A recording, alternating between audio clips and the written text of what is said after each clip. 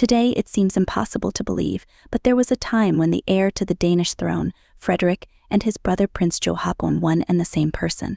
The fact that they were born only 12 months apart helped reinforce this image of closeness. In reality, during their childhood, it was common for them to unite against the team of nannies and assistants who raised them in the absence of their mother and father. For decades, the Crown Prince Frederick and Prince Joachim were viewed by the press of their country as quasi-twins of the monarchy, not so much because of their non-existent physical resemblance, but because of the iron bond that united them.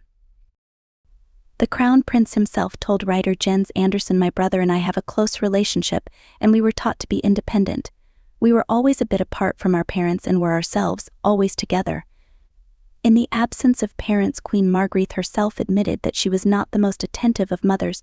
The little princes had no choice but to contribute, especially when they turned 13 and 14 and their parents decided to send them to boarding school in France.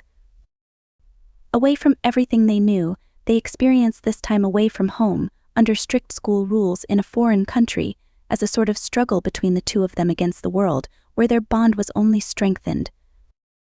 Paradoxically, at the time, the one who would later be considered the headstrong prince, Joachim, was a role model for his older brother, who admired his calmness and how he dealt with things, but what he liked most was the unconditional support he received from him.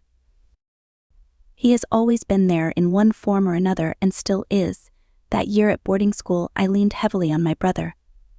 Prince Frederick would say years later in the same book, admitting that his younger brother never reproached him for the fact that it was him, the younger one, who had to be the breadwinner for his older brother instead of helping him.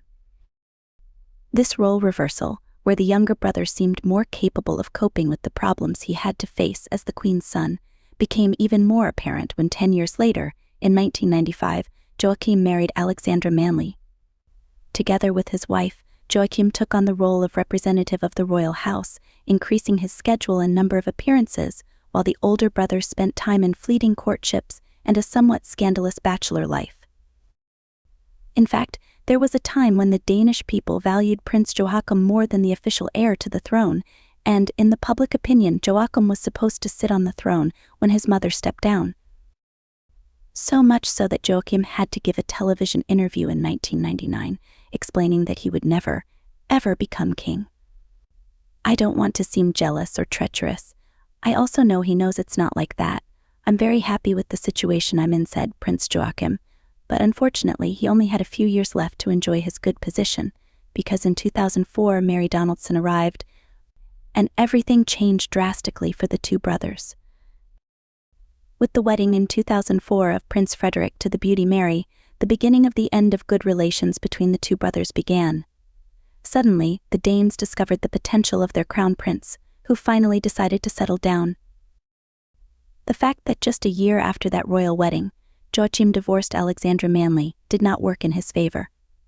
The position of the scandalous prince was vacant, and the national press insisted that Joachim fill the vacancy. By the time he found love again with Marie Cavalier in 2008, the damage had already been done. Relations and roles between the princes changed forever. The court was closed to Prince Joachim, and the prince and his new wife moved to Paris because of the silence of the new Danish ruling couple. With this move between the two brothers came silence, and public and private manifestations of these good relations no longer existed.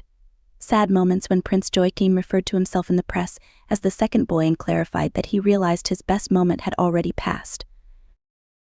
"For every child that Frederick has, I take one step down the stairs," Prince Joachim said on television in 1999.